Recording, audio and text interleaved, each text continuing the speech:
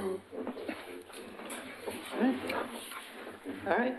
Call to order this Thursday, October 24th, Oregon City Parks and Recreation Advisory Committee.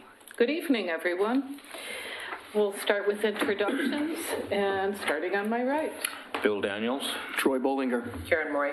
Lisa Novak. Derek Kugel. Alicia Hammack. Jeff Sargent. Phil Lewis.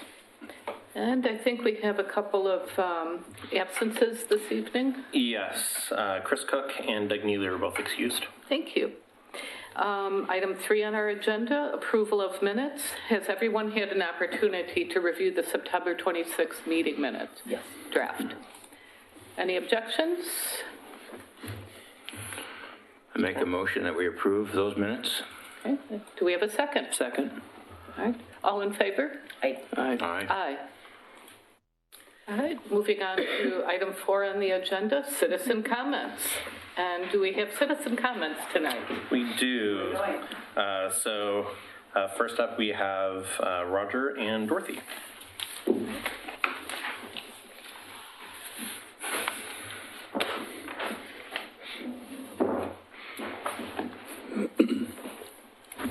Good evening. Hello, my name is Dorothy Dalsred. I live in Oregon City, and I've been a resident for a bajillion years. So anyway, what I'm here is to remind everyone in our community, and hopefully we have oodles of people listening on our TV public station, I guess. Anyway, we're here to make an announcement about our ivy removal pool. This will be probably our 7th.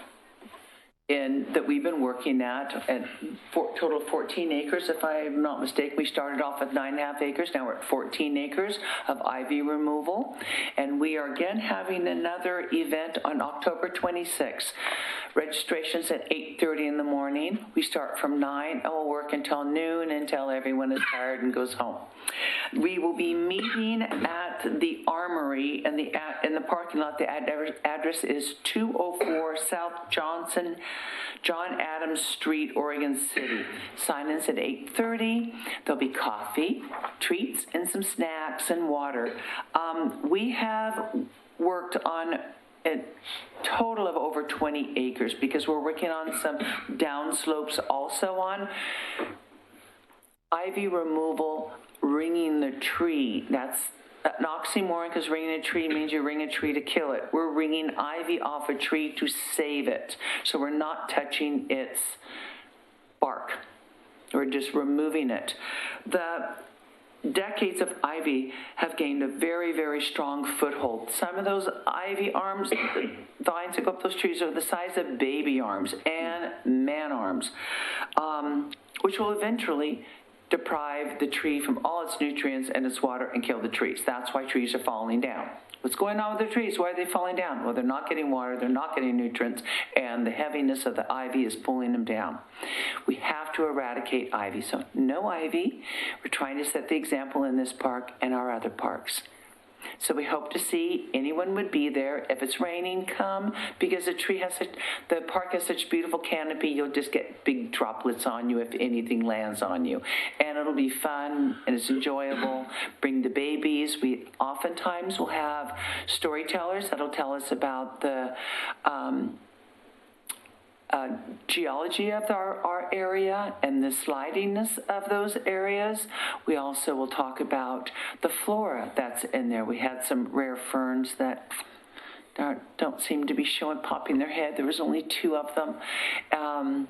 But we are clearing some beautiful areas out, and you can truly, truly see the difference. So come to Waterboard Park. Come get your breakfast, come clear an ivy off a tree, and you can then add it to our multiple counts of over 400 trees that we've cleared to this date. 400 plus, meaning like 430. I'm not being skimpy here, I'm being generous. Thank you very much. Do we need to bring tools? Yes, wear appropriate clothing for the day. If you have your favorite tool that you like, we will have some tools there. But yes, bring your tools, bring gloves, wear good shoes, because you will be climbing over boulders that are covered with ivy, but there are boulders. And so you want to wear good shoes and good gloves, and then a pair of loppers and or nippers, and rip and tear. Thank you. Thank you. Hi, Roger Fowler Tice. I'm here for the Oregon City Parks Foundation too. So on behalf of the members of the Oregon City Parks Foundation, we would like to express our gratitude to Phil Lewis for all his support in our foundation's past efforts. It's been a real honor. I know I speak for everyone in the foundation. It's been a real honor to work with you, Phil, and over these last 3 years. And we do thank you for your help. And I want to emphasize patience on your part with us. And again, your support. We're sad to see that you're leaving, and that we have to say goodbye to you. But we're excited for you in your next adventure. And we want to wish you and your family all the best in your new home and in your future endeavors. And again, that's on behalf of all the members of the Parks Foundation. Thank you, Roger. And on a personal note, since I didn't use my 3 minutes yet, I would like to thank you, or to say it was an honor and a pleasure serving with you on this committee for 2 years. Thank you. And so... Yeah, well, and I appreciate everything that the Parks Foundation has done. You have so much energy and have continued to make such improvements. If you have not seen the before and after at Waterboard Park, it is astonishing the amount of work that they've done out there in raising funds for the grants in order to do the spraying, and then just the hands-on. It is dirty work, but it is fantastic to be able to see the fruits of your efforts when you go back and see the ivy starting to die out in the canopy, and seeing the work that you do when you de-ring the trees. It really is a phenomenal park, and I'm glad that you've taken such a good stewardship of that property. So we do appreciate it very much. We hope when you bring your family back, you'll come and see a good before and after. I'm looking forward to it. Yeah, I just want to say that going into Waterboard Park is also, if you've ever heard the term forest bathing, it is really, to be in there working and then leaving, you just feel so relaxed when you're all done hanging out in those trees. Anyway, that's it for me. Thank you. Thank you very much. And then we also have David McClowski with the Friends of Ermatinger House. Oh, thank you.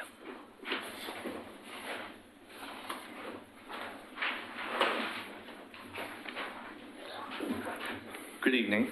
I'm Dave McCluskey.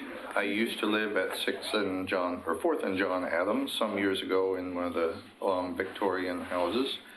I moved away in 2000, but I still have family in Oregon City, and I live in Portland now. I've been part of the Friends of the Ermatinger House before there was actually a Friends of Ermatinger House. My wife and I were part of an organization that would come to Ermatinger and do living history programs there to try to keep the Ermatinger House open. I was so pleased that the city and Parks and Rec was able to do the renovation of the house to actually keep it standing. So I just want to say thank you for myself as somebody interested in the history of Oregon. That such a great effort went to save that house. It is, I believe, the third oldest house in Oregon, really has a part in the history of Oregon City. I was on the board of directors for the Aurora Colony for some years, working in the Stafford Historic Farm, and just recently decided I really needed to get back into the historic community again. This December 7th, the city is having the Heritage Tour of Homes, and the Ermatinger House, just reopening, is taking the opportunity to present Christmas at the Ermatinger House, with living history being presented by costumed people in each one of the rooms. And so we're taking the opportunity to go to the City Commission and to you as the Parks and Recreation Administration to invite you to come and join us to see what's happening with the Ermatinger. And if you haven't had a chance to meet some of our team, our group of people that are interested in the house, we would love to give you a tour.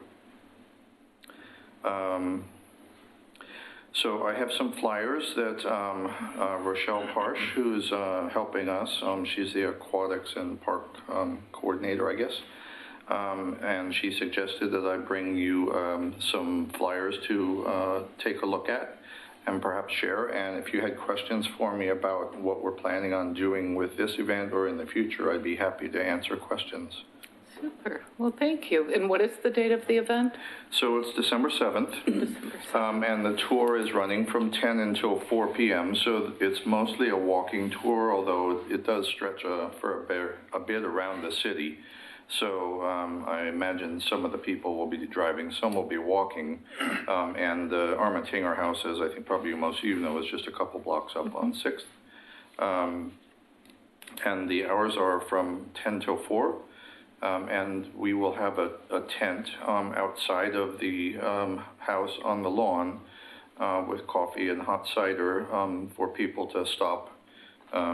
Hopefully the weather's going to be decent for walking, but if it's not, at least people have a place to sit down.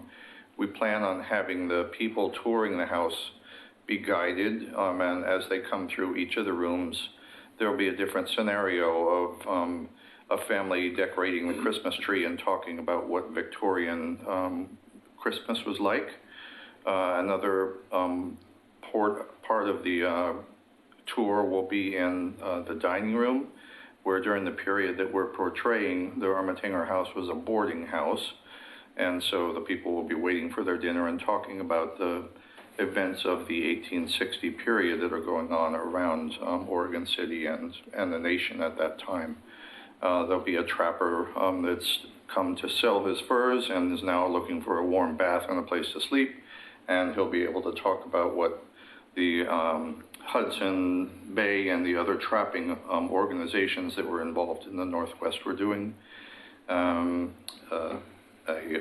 family that's representing travelers that have just arrived at Abernathy late in the season and are staying in the house until they can get their cabin built.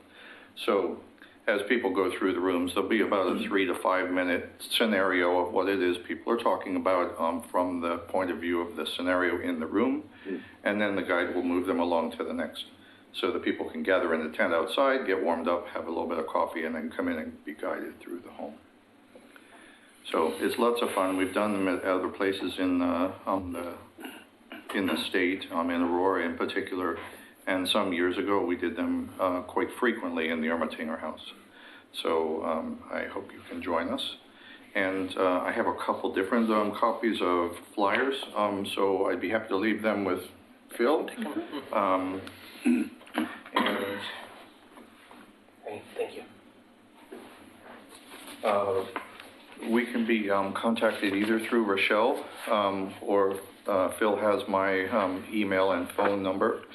I work at OHSU, and the easiest way to get a hold of me is through my OHSU email because I'm on call 24 hours a day, so you can catch up to me pretty much any day of the week. Oh, super. This looks fun. And I just want to make a comment. I was at the Oregon Recreation Parks Association conference a week ago, and the coordinator with Oregon City, she did like a 20-minute breakout specifically about the Ermatinger House, and everything the volunteers have been doing and all the programming. And as an Oregon City resident and a PRAC member, I learned a lot, and it was fascinating. And it's wonderful for volunteers like you to make that happen. So, well, we good job. truly love it. Thank you very much. Any questions at all from anyone else? Add something. Just to add, Heritage Holidays is both of the museums, McLaughlin House, Stevens Crawford House, the Holmes House, and the Ermatinger House. Oh, wow. And they're all free that day. Lovely. I'm so glad that you're doing this. It really brings some of the history to life. So, thank you very much. Thank you. Thank you very much for coming. No, Seventh. this This is part of it. is part of it, okay. Okay. All right, moving on, item 5, we have no presentations this evening. And item 6 on our agenda, general business. 6A, PRAC goals 2021. Boy, that's going to be a tongue twister when we get into 2020. Has anyone thought about that? You know, when we get into the dates, 2020. Are we putting this into a parking lot? Yeah, so I This think item? we're going to move this on to the next meeting. All right. And moving on to 6B, Promenade Survey. Lower the lights for us. And I have a short presentation. This is kind of a quicker version of, well, we have a community meeting scheduled, public engagement for next Tuesday to discuss the survey project that occurred at the McLaughlin Promenade. We sent out mailers to the property owners adjacent to the promenade and reached out to the McLaughlin Neighborhood Association to let them know that we were going to have a public meeting. We'll have the surveyor on site to help answer questions. And I want to, again, emphasize, I know that we try to emphasize this each time we've talked about it, is that this was purely information gathering. So we have no plan as of right now how to use this information beyond, as we went through the charter park conversation, we realized there was not a survey that had been done of the promenade. And, you know, one of the things that we probably needed to do was to get a boundary survey, kind of know what the park was, what the park wasn't, and to be able to very clearly outline that for future conversations. In addition to doing the boundary survey, we also did a topographical survey in order to aid us in future planning efforts. We had one McLaughlin Neighborhood Association member that was very much a leader in trying to have us put together a master plan for the park. It is obviously a great space, one of the gems in our system, and eventually it would be nice to be able to thoughtfully talk about how the park is used, how the community engages with that park, and what we envision for the future. So we did have the topographical survey done as well at the same time. I would like to thank the planning department who actually went out and got a grant. So it was partially grant funded, which was fantastic, and allowed us to put a little bit more into the project than we might have been able to do otherwise. So going to go through again some of the slides. It's the imagery is pretty fine for the PowerPoint, so hopefully it comes through, but if you have questions at any point, feel free to ask.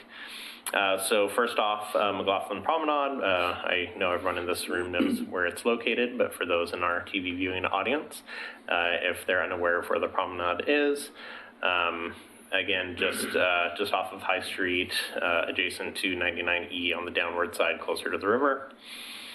So what I'm going to take you through is kind of a side-by-side, one with the topographical mapping, and then the other is the aerial imagery that we have in our GIS system, which kind of shows what we're looking at. So one of the main pieces to take into, or to, I guess, note in this process is the property lines, which are, again, this is the property line along the park here to the northwest, and then the adjacent lots to the southeast. So you'll see this is in our GIS system. It's not the survey. This is a rough estimation of where the property line sits in our GIS system. And you can see how close those private residences are to what the park property is. And so you can see we have folks that are, driving into what's considered park property, parking vehicles. You'll notice that we have an existing shed that was noted in when the survey was completed. The shed, I believe, has been removed. We went through code enforcement. It was a newer shed that was put up within the last couple of months. But we do have quite a bit of property that surrounds the VFW hall. So this is the VFW hall and then the associated parking around the VFW. And again, as part of the process, we've placed markers at each of the property boundaries. So we do have markers that are noted around the VFW hall, as well as corner markers at any of the right-of-way pieces. So we'll have a corner marker here right near the fence line for the piece of property, which is actually part of the Willamette Falls Legacy Project site. And then the private residences. So you'll notice as we go through, we do have some encroachment issues in different areas. Again, we have no plan as of right now. This is purely gathering information to know what is located on the park and what is not part of the park. Is the VFW hall part of the park? VFW Hall is privately owned by the VFW. It was deeded to the VFW in the 1950s. But not the parking lot? Not the, well, portions of the parking lot. So you'll notice that. Is that what those red lines are? Yeah, so you'll notice generally, so this is generally where the boundary is in our GIS system. Here's a little bit more specific where the property line is in the survey. So for charter discussions, is that going to be an issue? One of the reasons we did the survey was to get charter recognition for that park. Yeah. So is that one of the issues we're going to be addressing? Yeah, so that's one of the conversations to be had. I mean, we can obviously still designate it as a charter park.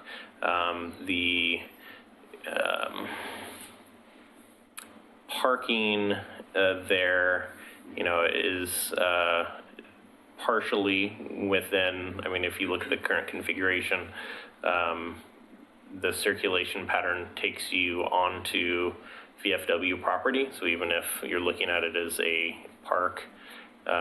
parking lot, which it is, it would still you would need to return through the VFW property in order to circle around to come back out of the parking lot. So it's definitely a partnership that we value, and we'll continue to have conversations with the VFW around how we maintain and operate that area. Is there more property to the north? Yeah, so we'll go through. You're barely starting. Yeah, so as we go through, this is the first. This is the first sheet of I think 6 sheets, and we'll show kind of a side by side on this one. The other ones were a little bit longer in their design, and so I had to put them on separate sheets. But I tried to make them as easy to look at from one slide to the other as possible in the same areas.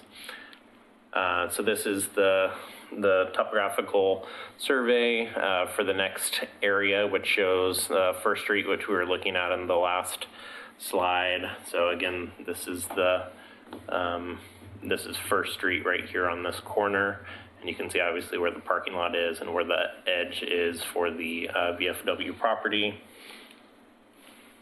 And in this slide, you can see again the edge of that corner and then the edge of the VFW parking lot, or the edge of the VFW property. And so this is the northern section of the parking lot, including adjacent residences, coming up to 2nd Street up here in this area. So this is 2nd Street right here. So you'll notice a couple of encroachment issues that are here. We have a shed that is built off of a private residence. I'll show a couple of photos which towards the end of the presentation, which showed a little bit more clearly. We actually, what looks like this is not, so this is in right-of-way over here, not park property, so I want to make sure that we differentiate the two, but it does look like we have a little bit of overhang between the two areas there. And again, the park. So this is the aerial view of that same area. You can see the garage here. We have the shed right over here in this area, which is a little bit more difficult to see, but you can see how close the property line is. And we have areas that, again, not necessarily permanent structures on them, but a lot of the spaces here are used kind of as an extension of private property as opposed to public space. And again, just a further conversation for later around how to better incorporate, the public asset with the neighbors who obviously, a lot of them take very good care of the spaces just adjacent to their properties, but just needing to have a clear understanding of how we interact as a public agency with private residents. So this is the next section. You'll see again, this is the 2nd Street. Here's the garage that we pointed to earlier, going up to 3rd Street here. You'll notice a little bit in this section, we have what appears to be, at least when you're there in person, appears to be, let's see. To aerial. Oh, there we go. Okay. 3 topo. So what appears to be roadway, it actually is part of the park. It's not managed by our Public Works Department as roadway. It is managed by the Parks Department, and folks do use it as a roadway, but it's not actually a street. It's not right of way. It is part of the park. We have, again, some of the things that we've talked about as staff has been, the perception of open space versus how it's being used.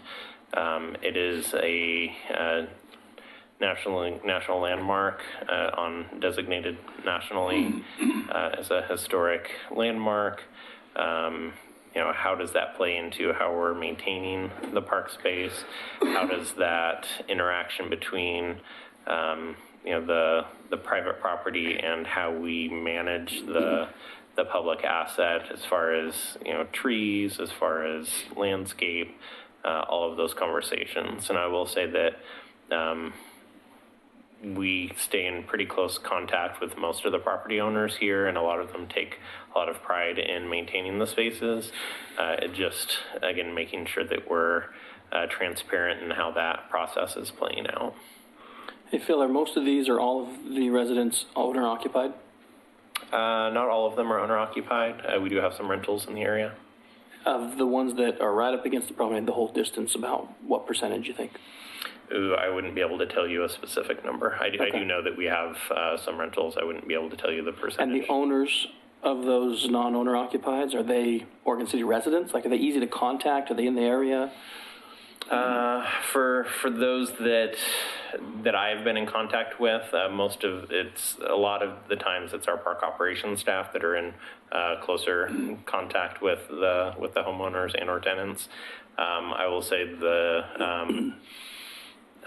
lot, where is the car garage that just recently transferred ownership. The owner was very easy to work with. There are some tenants on the park side that they rent out, a couple of the homes that are on the park side of the property that were very responsive in working with us on a couple of issues. So, but yeah, I wouldn't be able to. So the relationship is with the residents, not necessarily the homeowners, correct? The relationship, depends on what type of relationship you're referencing. Well, whenever you need to contact anybody, it's typically the resident, not necessarily the owner who... Yes, a lot of the times it's the resident. Okay. If we're talking about enforcement issues, it's typically the owner of the property. Okay. So go to the pretty picture on this one. I'm trying to figure something out. Oh, okay.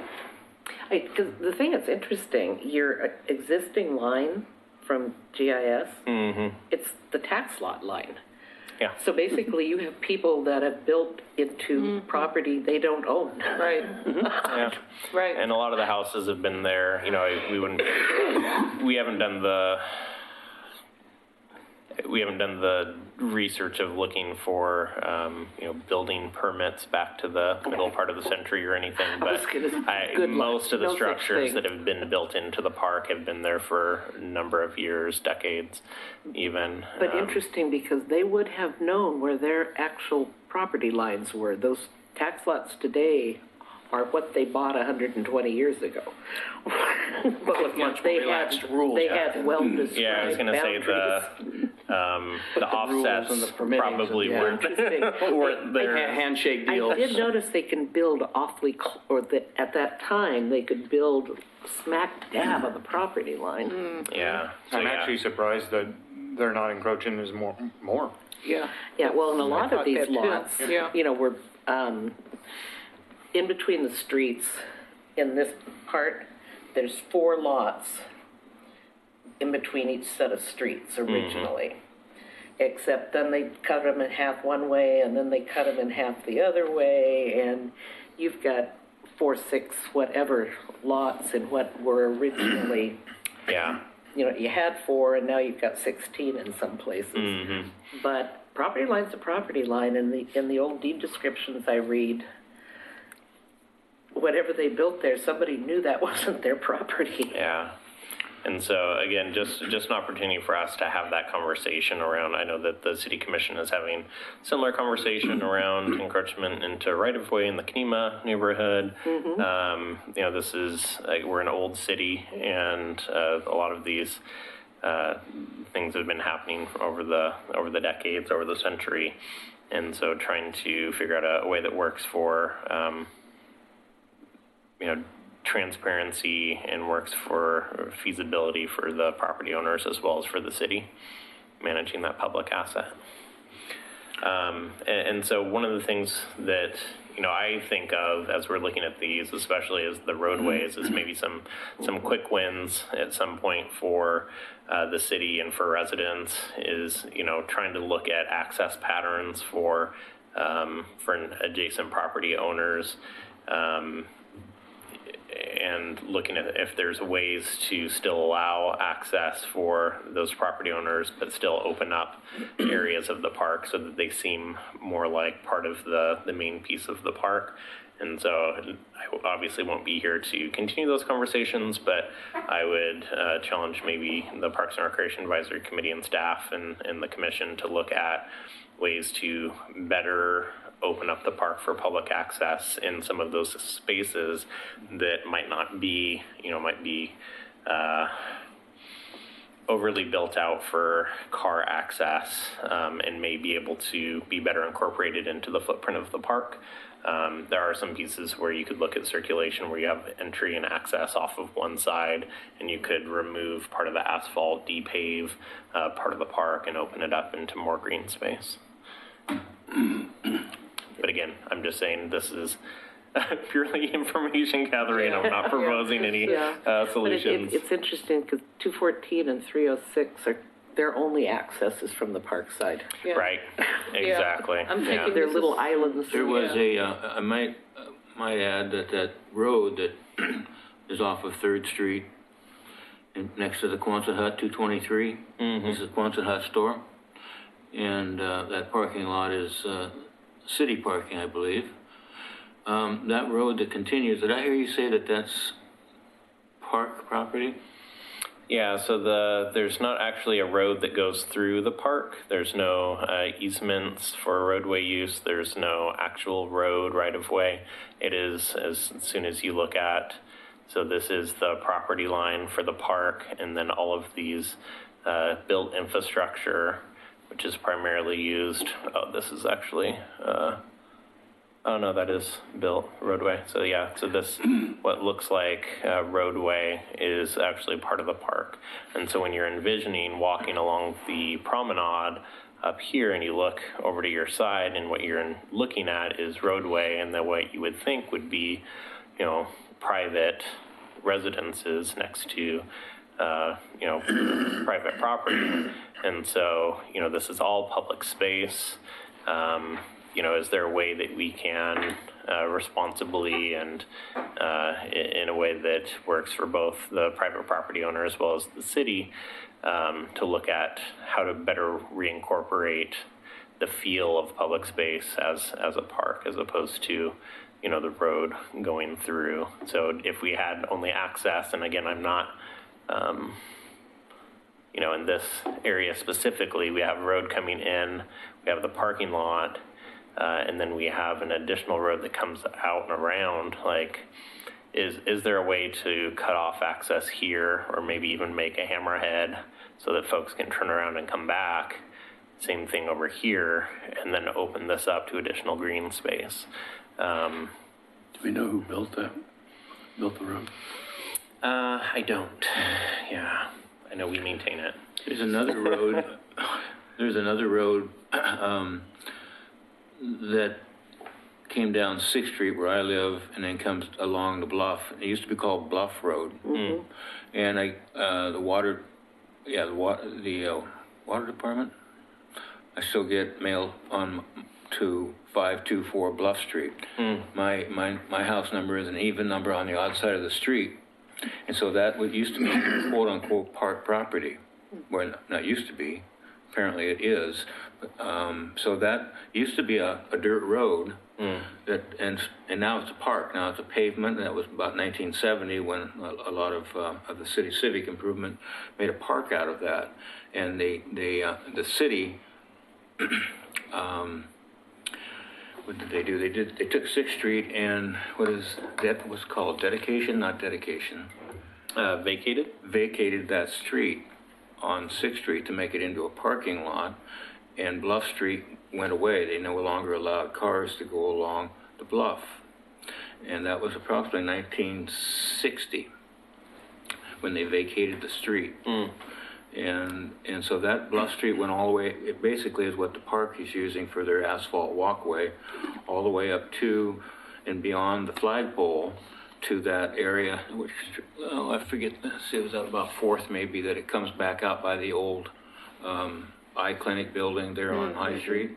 So that was one of the ways you could get off of Bluff Street, and those addresses are the same. They're even numbers because they're facing a Bluff Street. And Google Maps still has Bluff Street on there. Good, So there's some issues to try to overcome there, that it was used as a road with formal addresses indicating a promenade and Bluff Street on those properties. It's going to take a lot to unravel this. Yeah, it definitely took a lot of work, a lot of digging. Like I said, there was never been a survey of the property, and so looking at the county records, it literally was blank. They had no information. It was on the original plat by Dr. McLaughlin, but other than that, no survey work has happened before this time. So this is again Area 4, so looking at up to 4th Street. We already talked about some of those connectivity issues. And again, we did mark, so we went out and marked the boundary of the park along the edge towards the beginning of this month. So on October 4th, we went out and put flag markers along the property line just to give the residents a better understanding of where the line sat. And scare them as to what's going to go next. Oh, I've been getting so many comments from people. Walk out and see the survey flag. There's a post with a pink flag that'd be right in the middle of their house. Yeah, and it's not our intent to scare anyone or to think about next steps at this point yet. We just want to open up the conversation and make sure we, as we were doing the charter park conversation, that we knew what was park. So this is an interesting one. So we have the 5th Street, which was partially vacated, I believe, at one point. And we do have the pedestrian pathway, which runs. So you see this section, this grayed out section, it means unimproved right-of-way in our GIS system. well, it's been improved, but only as a walkway, not as a roadway. So you do have the crosswalk and then pedestrian access into the park. But you'll see, again, this is actually a good example of, where am I? So you can see, again, the vacated area, 5th Street, which is the pedestrian access into the park. And you can see right here at the corner, and then if you've ever been there, we have the flagpole here in this area, and you look over and the property line is almost on the edge of the property here, the house. I believe we even have a bay window or something that comes out and might be hanging over. They have a little just deck over there. Just a smidge, yeah. And then we have other improvements that have been made over the years. They maintain this lot extremely well. I was going to say, they've done a nice job with our park right there. They've done a fantastic job of improving the property, and that's part of the conversation again is, we have some obviously very dedicated folks that are maintaining property here. How do we, and we have some folks that aren't, so how do we kind of balance that as a public agency? So you're saying that the vacated that was 5th Street at one time for cars that drove right into what's now the park? Yeah, Oh, no. yeah. So What would have been Bluff? more than likely, it was unimproved at one point, and then Now, that looks pretty wide, though, if you look at what's current 5th Street and the vacated. Was it maybe moved over, or was this it? is the- Hold on, I'm talking to Phil there. Talking to Phil. This Talking to is Phil. the corner marker here across the street, and so you can see this would have been, so it might maybe even 2/3 of the property was vacated in order to create that easement area Okay. for. Okay. Do we know when that was done? And why? I mean, I guess because we just didn't need the access. Yeah, I can look and see. No, it's not that big a deal if you don't have it off your head. Yeah, I do have a note of when it was vacated. Okay. 60s? I would assume, given Yeah, 503. the design of the building next to it. Yeah. 503 is the Ladder Red House. Yeah. Correct. And that's the oldest standing house, I believe, the oldest standing house on the bluff. That was 1886 or 1884 on the National Historic. So a little bit of that is over the line. Well, and, I would probably toss in the 60s. My dad owned the Ladderhead House for a while, but the intention was commercial My neighbor development was about because they were 6 inches starting to over the build up line. on the bluff. Built in 19. Oh, yeah. And I explained that his daughter would never speak to him again if he thought he was going to take that house down. It worked. And so this is the last section that we're going to show. This is up to 6th Street, and this is the topographical map. We didn't do any topographical surveying past where the hardscape begins, going into the elevator area. We do have boundary survey in that space, but given that it's a hard surface and not likely to change much, we wanted to focus our efforts in the topographical survey south of 6th Street. But you can see where that ends. I will. Right at Bill's. Yeah, so show you, so part of, since we have Bill here, we can talk about his front entry. I mean, you can see as an example, within the right-of-way, there is the entryway in. And then here on the corner, you can see kind of the edge of the property, how close the line is. Bill can go through the back door, though. Yeah, that's right. He's okay. And access. So we have, it's pretty steep in this area from where the homeowners sit in comparison to where the promenade walking pathway is. And so there are some challenges with, again, staff maintaining areas that are up in this space, as well as kind of reconnecting the spaces to make it feel more a part of the park. I mean, it's beautiful to look at when you're walking in that space, because it is, again, very well maintained. And so whether or not we would even need to do anything in relation to that area if we continue to have adjacent property owners that are willing to maintain those spaces at a high level. And so I'll go into a couple of photos that I took. I don't have an extensive number of pictures, but this shows, again, a couple of the areas that we discussed previously. Here's the marker. You can see the fence line is pretty much at the property line, and then we have the shed that bumps out into the park. So that's, something, again, into the park area. Just adjacent to this, so basically where I was standing to take this picture is this, what looks like a gravel parking area. The house here has been under construction. The marker is here, and so none of the actual structure is within the park, but we do have an area that doesn't really feel very park-like, and nobody from the public would probably go into that area. We have another photo where we do have encroachment issue coming into the space here, about half of the pad, and then the stairs are within the park area, built infrastructure. And then if you were to look at the overhead, there is what looks like a good-sized backyard space as opposed to part of the park, just the feel of the area because of some of the rock outcroppings and things that delineate some of the spaces. Here's an overview of another area. You can see the marker here in the center of the photo. And so we have, again, private property, and then we have over here public park space. And that's a little bit disconnected because of the topography and some of the boulder fields from the other part of the park, which is over here to the right. This is the marker here. You can see where it lines up almost exactly with the side of the house. And then you can see, again, obviously all of the built infrastructure within the footprint of the park. So that's the presentation. Again, we have a public meeting scheduled for Tuesday of next week.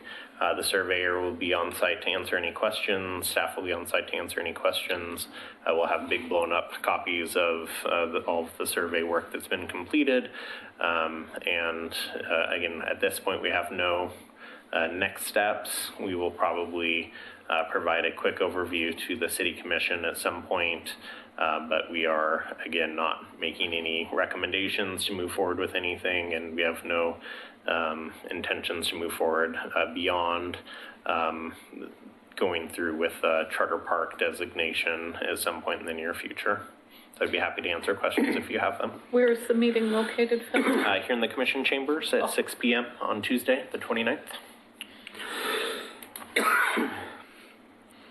So I'm curious. Between 5th and 6th is different than the whole rest of that stretch because everything else is more modern. Not that it's particularly modern, but the those four houses, pictures of them, and pictures of the Chase house that was out here where the Poe building is. Their backyard was to the edge of the bluff. You've got pictures of people having parties out in their backyard because before the wall was built, there was the edge. Don't get too close. Yeah. But when the Works Progress, whatever, WPA, put the wall and the sidewalk in, those four houses have piled up cut stone that holds up some of the backyard. And it's there's a stretch of grass and then the stones, and then the yards are kind of real steep from there. And the reason I'm a little overly precise about that, the Latterettes owned a bank down on Main Street that between 5th and 6th. And it's like where the tattoo parlor is, it's like 4 businesses now. And you can see pillars of stone that are all that's left of the bank, which was all stone. And when they dismantled the bank, they took the stones up and built those retaining walls. Oh, interesting. So the city at that point was part of that. So that would kind of argue to me that at least at that point, what's on the house side of the stacked stone is theirs, and what's on the other side is ours. But, you know, on some of the rest of this, I'm really surprised in later construction how close they built on their property lines. That's kind of odd. Well, how much of this was later, though? I mean, it's It is, old. all is. Those 4 houses are the only really old ones still there. Right. Well, when you say not really old, what year are you thinking? Anything after 1900. Oh, okay. And everything else is probably 20s. Yeah, it looks like There's a few odds and ends, Yeah, the small 20. ones, the ones on the facing next to the old eye clinic. There's an alleyway, and there's a couple houses back there that still face, like Bill was saying, face toward the promenade Yeah. that you can only access through that little roadway. Yep. But interesting. So, is the recommendation going to be to continue to pursue the charter park designation for this once it can be explained where it is? Yeah, so I think the charter park piece, the only issue that we have with the main point of consideration typically when we're talking about other charter parks is you have a couple of points. You have one, we can't sell it without the city commission referring it to the people, and so there has to be a public vote of the citizens in order to sell a piece of property or to lease a piece of property.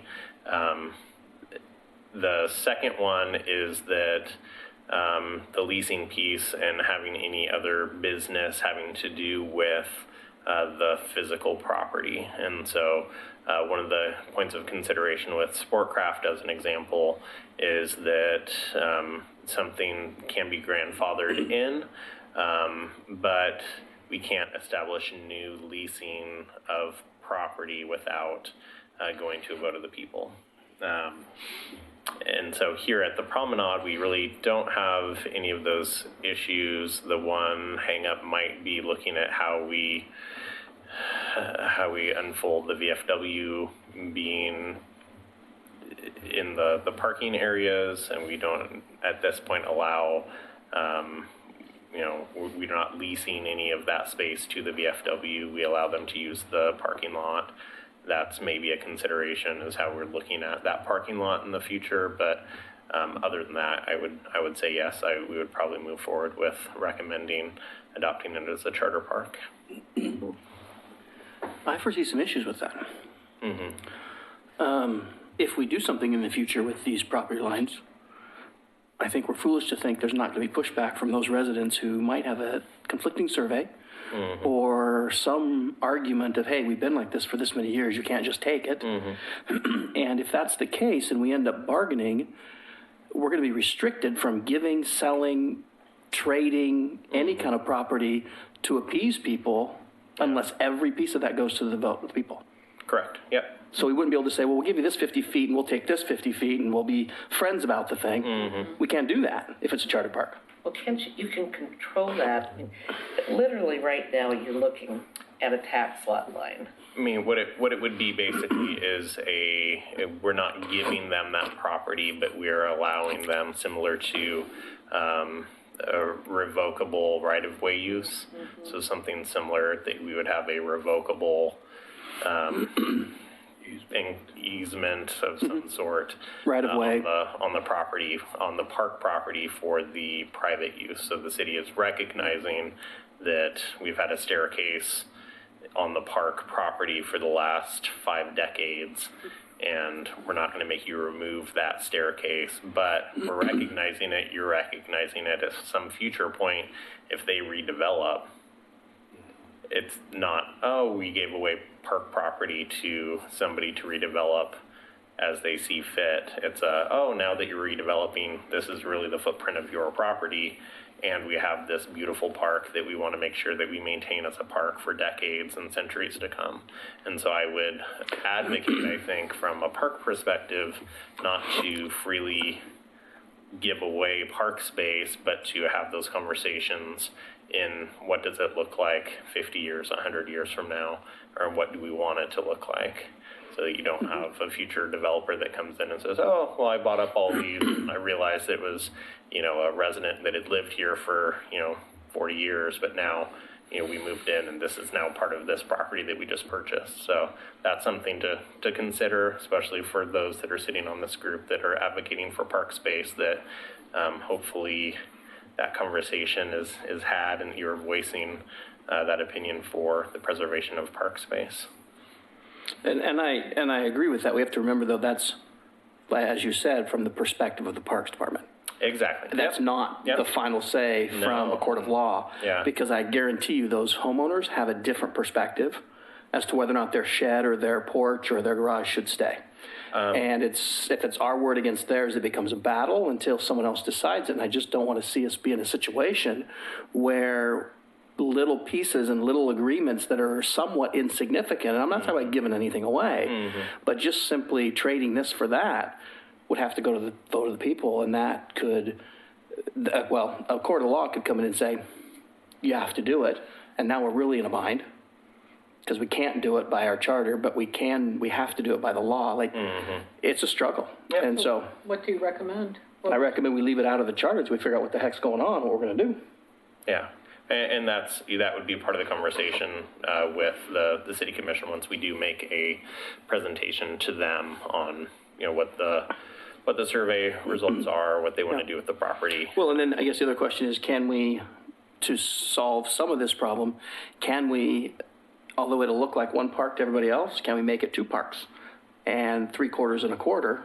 3/4 is a charter, the other quarter is the parks in question, which would free it up, allow us to make any changes we need to. The public wouldn't see anything different, like they'd walk into a park, but from a legal perspective, we would be able to protect some of it, but the rest of it would be free to make those adjustments as we might legally be required to at some point.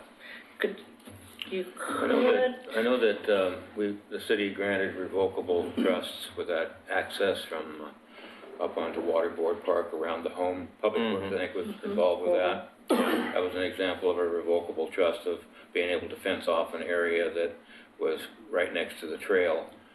And there was a city discussion about that. And certainly that's one remedy, is that, as you suggested, if people are going to make significant changes to the footprint of their house at some other future date, that they aren't allowed to do that, then they have to move it back beyond the property line. Most of these, some of these houses, I won't say most, some of these houses were built, of course, Promenade never had a survey. And back in the day, they were using chains, not very accurate. We're using lasers now. And so perhaps people thought that they had a true property line. And so I'm thinking that most of those are honest mistakes. I believe they believe they had reason to do what they did, right? Yeah. Who wants to spend that kind of money and time to build a house that somebody could come in and say, oh yeah, get rid of it, it's gone? Yeah. Well, and I think, and to that point, most of the foundations of all the homes are within the footprints of their properties. It's usually the porches and the sheds. It's the ancillary kind of, development, the staircases, the sheds, those kinds of things. Yeah. Karen, did you have a Well, I'm just curious if maybe something easy to do would be grandfather existing owners, but entail their deed that if the property is sold, corrections need to be made. That's what I had thought as well.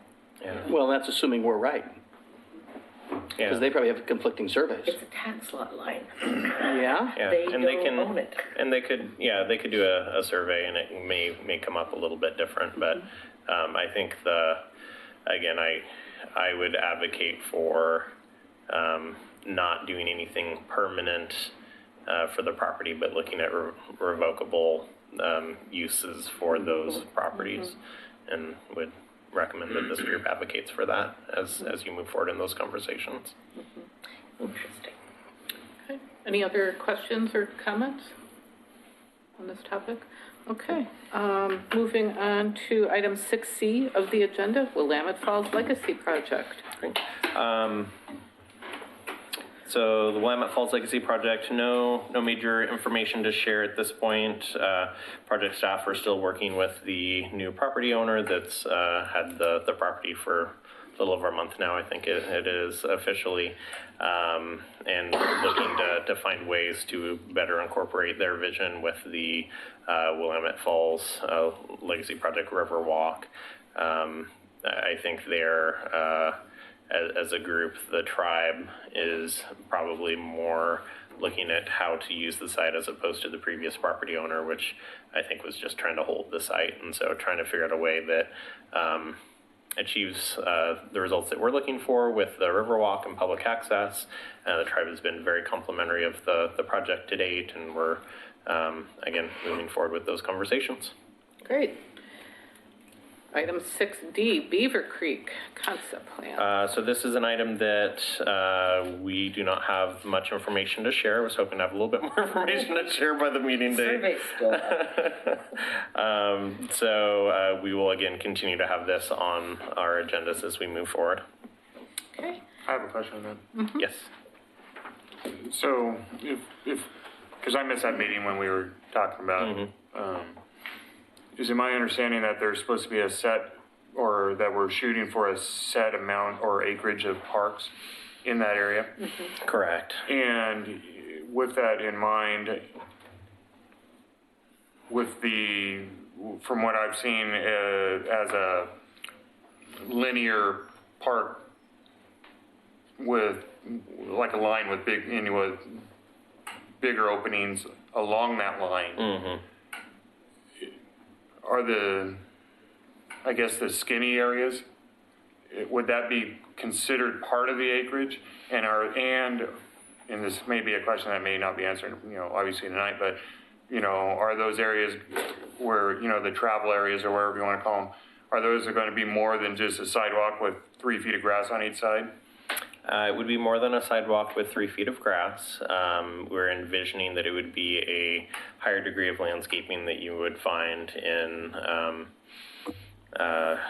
most sidewalk areas. So it would be kind of a multi-use pathway which would kind of meander through and connect these kind of globs of park that would be along the way. So we would have 3 or 4 parks, and you would have a trail system which would kind of connect you from one to the other and then to the regional trail network.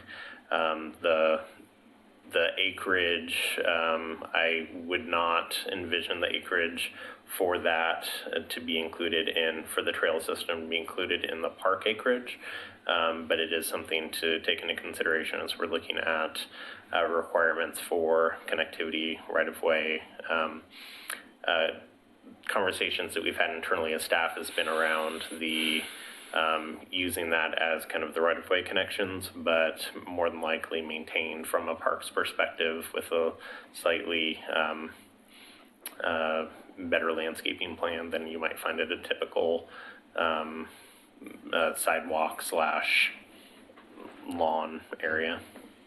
And going on about that, I would like to be able to see where, if possible, that these connecting trails would be sheltered away from, kind of blocked off from the businesses or houses or whatever, if possible, so that to create more of a natural environment where, we've got a natural area now with, some farms and stuff. So instead of just park in a subdivision or a business, if there's some way that it could create, still that natural feel without being surrounded by cars, roads, and street signs and whatnot. Yeah, Just a thought. I appreciate that. There would be some buffering, which is kind of that conversation that we've had around making sure to create that off-street accessibility for pedestrians and bicyclists. But it would be connected to, again, the park spaces, and then it's envisioned that it would be somewhat connected to the neighboring properties. But yeah, there's definitely gonna be ways to look at that. Anything else on that topic? Moving on, item 6E, PrAC member position openings. So we have 3 openings that begin January 1 of 2020. I'm handing out, might end up with a couple extra at the end, but handing out a list of applicants that we received. We had quite a few folks that applied this year compared to what we had last year. So we have, I believe it's 10 total. Wow. One of which is Bill reapplying for his current position. He's served 1 term and can serve 2 terms. And then we have another 9 folks that are also applying. Obviously, Bill is not guaranteed his position, but it previously has been something that folks have typically been voted in to serve a 2nd term if they're in place. So that'll be something for this group to decide and making recommendations to the mayor. I will say that we have a, let me pull up my list of this group. So we have currently, in our bylaws, we can only have 2 representatives from out of the city limits. Currently, we have 1. We also can only have 2 representatives from any given neighborhood association. And so we could take on, actually, I don't think we have any outside of the city limits as listed, so Yep, I think we're good on that front. We have currently 1 McLaughlin Neighborhood Association representative in Troy, and then Bill as reapplying for McLaughlin Neighborhood Association. So if you're looking at this list, again, I would recommend we interview all applicants, but we would only be able to select either reappoint Bill as a representative from McLaughlin or appoint one of the other 2 representatives that have applied from the McLaughlin Neighborhood Association. Currently, the other neighborhood associations that are represented on our group are Hazel Grove, Wesleyan Farms, Rivercrest, Caulfield, Gaffney Lane, each with 1. And so we definitely have some room in the other areas to appoint any of the other applicants as this group sees fit to make that recommendation. We don't have any from Hillendale currently? We do not. We have 1. No, we don't. Okay. Yeah. So we currently have 2 from Park Place, but both Chris and Lisa are on the back end of their appointments, and then Bill with McLaughlin, who's reapplying. So, yep. So who are the 3 people that are terms that are expiring? Did you already say that? I wasn't listening. Yeah, so Chris Cook, Lisa Novak, and yourself. Okay. Yeah. And Chris has served 2 terms, and Lisa has decided not to reapply. So we have, those 3 positions. So with previous meetings, we typically do interviews that first Thursday of December. So we typically take November off. Falls usually around the Thanksgiving holiday, so we typically don't have a PrAC meeting. Instead, we have a joint meeting the first week in December, and for the December meeting and the November meeting. And typically, we would do interviews as a work session for the first hour, and then roll into our regular meeting at the 7 o'clock hour. Given that we have 10 folks that we need to interview, typically we allocate 15 minutes per interview, and that seems to be about the right amount of time. I'd be happy to start to put together what that would look like as far as getting these folks through. Are you still comfortable with a 15-minute allocation, which would mean you'd be here for quite a while interviewing folks, and then just rolling into that meeting, and we can try to keep the meeting agenda a little shorter than usual. Does that seem like a good approach? Okay, great. So I will notify all of the applicants and start scheduling interviews for that December 5th, Thursday, December 5th. We'll start interviews at 6 unless are folks comfortable doing like a 5:30 start or? Any issues with that? I'm okay with it. Okay, so we could 5:30? do Would that work for 5:30 to, what would that be? Really long, really late? Yeah, until 8 o'clock. Friday. Yeah, and then we could do maybe try to keep within an hour for the regular meeting. Oh, excuse me. Great, okay, so I will, I'll get that sorted out. I will send you all of the applications through email so you can review. I will get all of those folks scheduled, and we might have one or two folks that they can apply for multiple boards, and so we might have one or two folks that decide to shift a different direction, or their schedules have changed since applying, so we may have opportunity to condense it a little bit more. Okay, thank you. Item 6F on the agenda, other general business. Any topics? I have a question. Yes. We were missing, I don't see anything about the off-leash park update, but I see we have a survey out. Yes, Yes. yeah, we do have a survey out. We So do. the survey's out. It closes October 31st.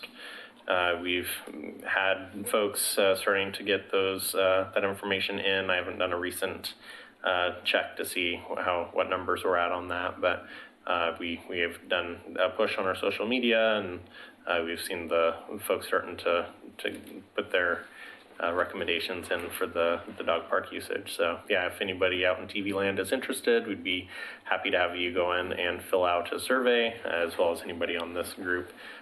We would then re-meet as a subcommittee at some point in November, and then for the December meeting, have the survey results and further conversation with the larger group.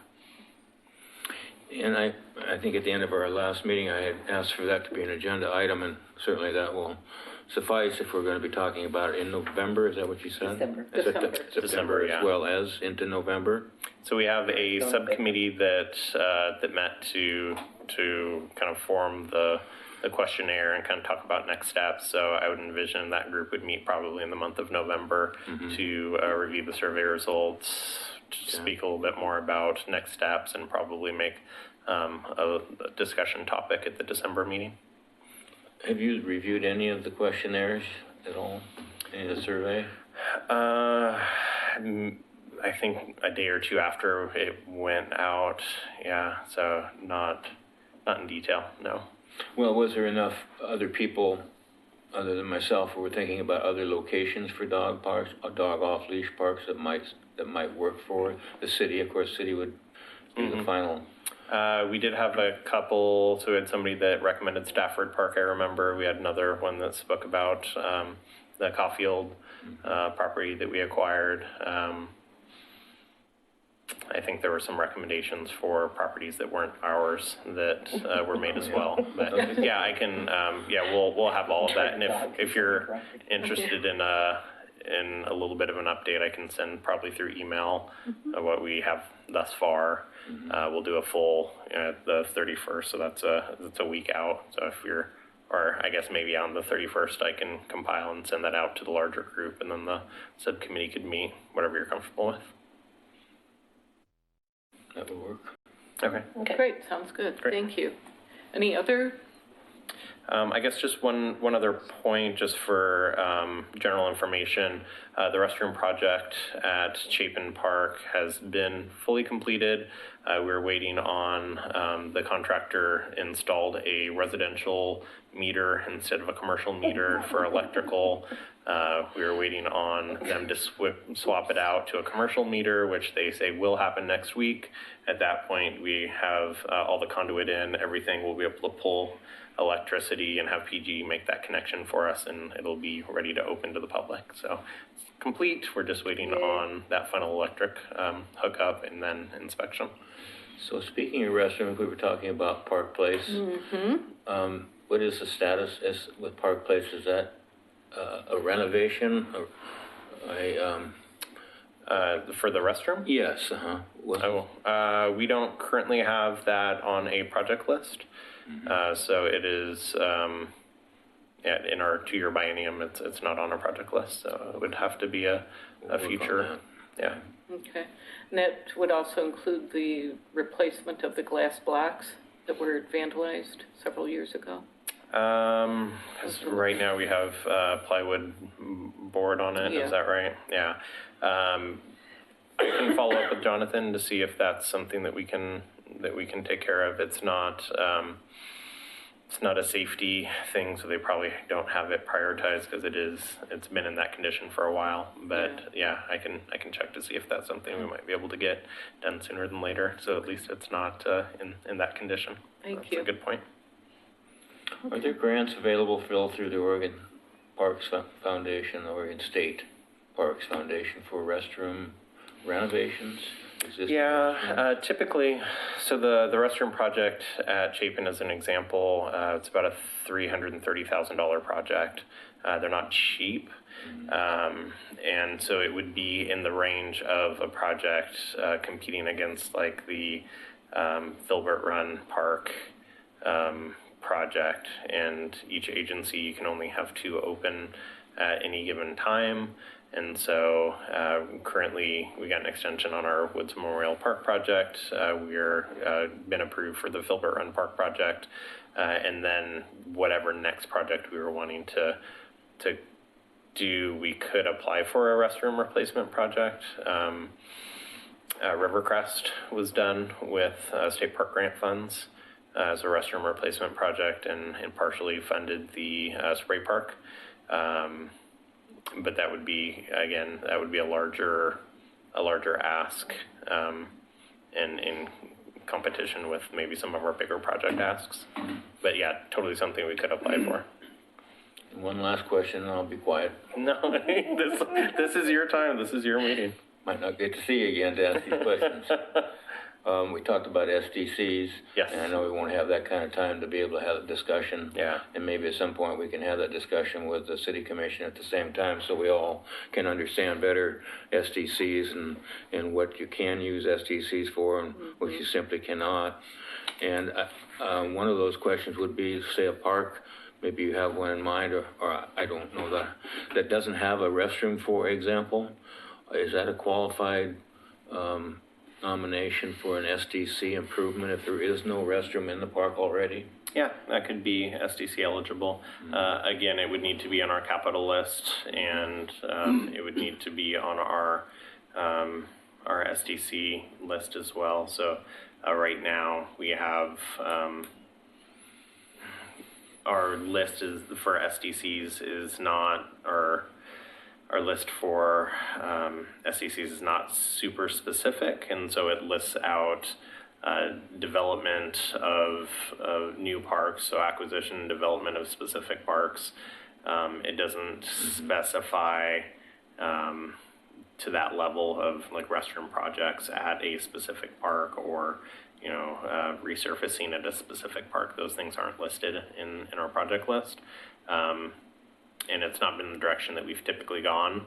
As we've spoken, it's mostly been acquisition and development of park areas and park division areas. Right. But that could be something that we could look at in future, is doing some of those additional project lists. I would say that that's a balance of usability for current parks that we operate compared to accessible parks in neighborhoods that currently are park deficient. So as a group, making those recommendations to the city commission on how we utilize those funds. So question on that, so if the SDCs were, let's say hypothetically used to build a restroom building, in terms of the ongoing operations and maintenance, SDCs can't be used on that, so that money, the ongoing, that would have to come from someplace else within From our the parks operating budget. Okay. Yep. Since we're on the topic, what portion do you think, do you have any indication, a developer pays for one home? It's about $30,000. What percentage approximately goes to parks? Do you know that? I I do know that. I don't know it off the top of my head, so I can get that information and get it to you. I think what I might do is send out, so we had a presentation and it's in our, I think we had a presentation last year, which I went through a lot of these things, and I can send out maybe the link to the group and you can watch it. Wasn't there- it would be like a 20-minute. I remember, wasn't there paper or? Yeah, I remember so I the- can send out all that information to the group. The, Okay. I think it's around $5,600 right now that goes to parks, of the total, on a typical, single family unit kind of thing. So, About looking at, 2%, 1.5%, something like that. of what their full build out. Yeah. Yeah, I don't know it's a flat dollar amount based on the type of unit that they're developing. Not a so it's not a percentage of their development, but yeah. It is tied to construction indexing, so we do see a fluctuation and, as it's more expensive to build, we do see a bigger percentage of funds coming through to the city for parks.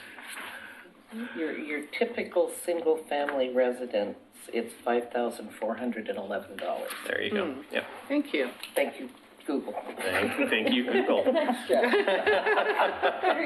I love Google. You're just like a walking encyclopedia. Well, I have the city up already on my browser, so. Okay, member reports. I have one. Start with Bill. Did you do the promenade cleanup? I did not. That's coming on the 2nd of November. Yeah, that is coming on the 2nd of November. I could mention that. They're a volunteer group that has the promenade cleaning on the second Saturday Oh, yeah. of each month, and we meet up at the off of High Street there, where I think that's First and High, where where all the garbage bins are, and we start at 9 o'clock and end at 11. And usually Jonathan has something useful for us to do, whether it's pulling weeds or raking bark dust or just moving it around for him. Yeah, we appreciate that greatly. It's a huge help for us to have a dedicated group that comes in regularly to maintain some of those spaces. Okay, thank you. Karen. I've got two. Saturday, October 16th, we shared Jonathan at the cemetery. Had a cleanup there, 13 teens and a landscaper who did a beautiful job trimming bushes, plants, a rhododendron and a Japanese maple that were in a family lot. 13 teens who were supposed to be there for 3 hours filled 12 roll bins in less than an hour and a half and got to go home early and did a beautiful job. This was the most incredible bunch of kids I've ever had up there for a cleanup. And then today we had our first meeting of the stakeholders on the Veterans Memorial section up at the cemetery. Two representatives from Parents of Murdered Children who have the adjoining memorial that is expanding. The commander from the VFW post. I initially went in with my Friends of Mountain View Cemetery hat on, and when nobody else volunteered from PrAC, I was also the PrAC rep. And then we had the Parents of Murdered Children are working with an architect on their expansion. He was there, and then Jonathan has an architect who will work with us on the Veterans Memorial. And they're going to kind of get their heads together a little bit. But we went out and surveyed it, talked about the needs, talked about the original intention of the space.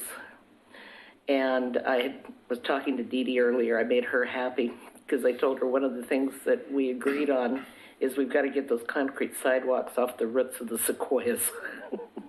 So the sequoias, I think, will be very happy when we're done. I was very impressed with that architect. Oh, yeah. Yeah. So, and Jonathan's had a arborist in who's made some recommendations for the use of the space because it has a couple of monster beautiful trees surrounding it. Yep. So we will be meeting again in the future, and this is a we're using grant money that staff got to do the planning phase. And then from there, there's a State Parks Veterans Memorial Grant that will be open in 2020. And our intention is to apply for that to help pay for the cost. And an endowment, Metro Enhancement Grant.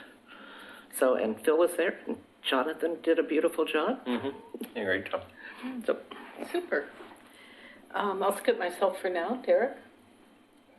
Well, I was kind of wondering, I was checking out the Clackamas Park after our city commission meeting. Sports got the whole thing, looking at it and doing all that.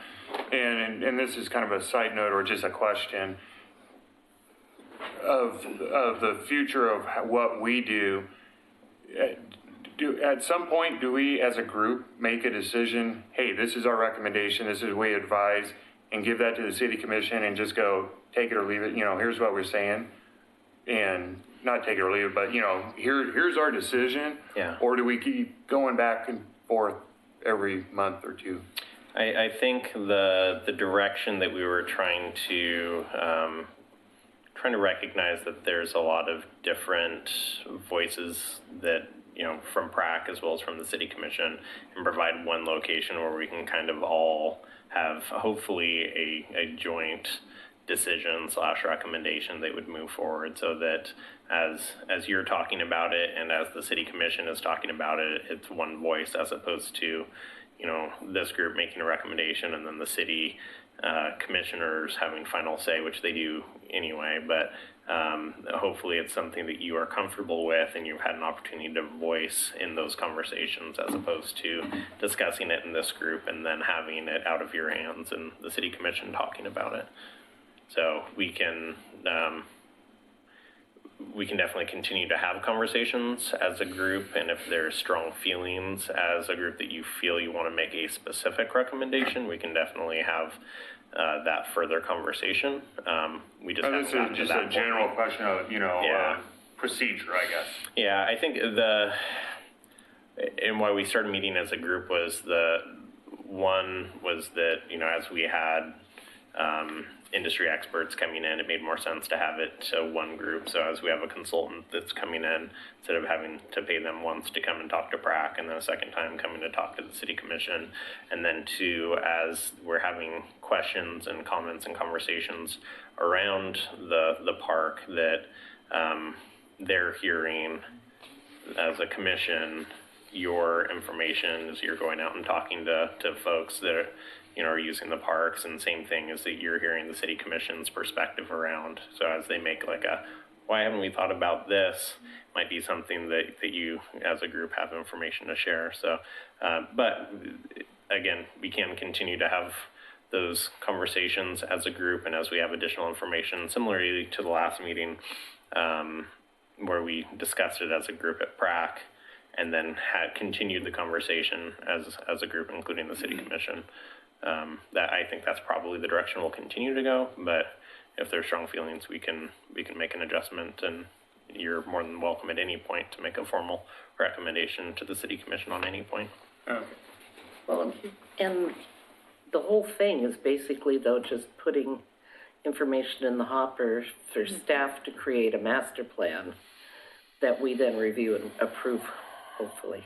Yeah, so I think, we're not going to decide, the commission's not going to decide, it's still up to staff to generate the master plan. Yes and no. I mean, we will obviously provide information. The last, the recommendation of staff previously was to do a full public engagement process and to hear from the public, to go through all of the what ifs and what could be's, and then to put together an actual master plan, which would then be presented to this group for recommendation to the city commission, and then go to the city commission. Yeah. They said they didn't want a full master plan process. They wanted to see, bring us the information. And so when we did that, we provided that information at the get-go. And then we went back and said, well, we want to try to find mitigation opportunities within the footprint of the park as a whole, in addition to making those adjustments for the boat ramp. So we've been doing it a little bit more in-house and a little bit more targeted, I guess. So can you say this whole, what we've been doing is kind of an oddity compared to the normal? It's a little different than we typically would approach a master planning process. And what I heard at the last meeting was they want us to do more community engagement now. And so we will be, now that they know kind of Closer to the normal process. they know kind of what they want as far as direction, but they want to make sure that there's that all voices are heard. So we will be going out and doing more of an engagement process to talk about what the park could and should look like, particularly around what it seemed like direction was that there wasn't strong support of the boat ramp long term being a focus of the park. And so we'll definitely be engaging those stakeholders specifically and the general public at large.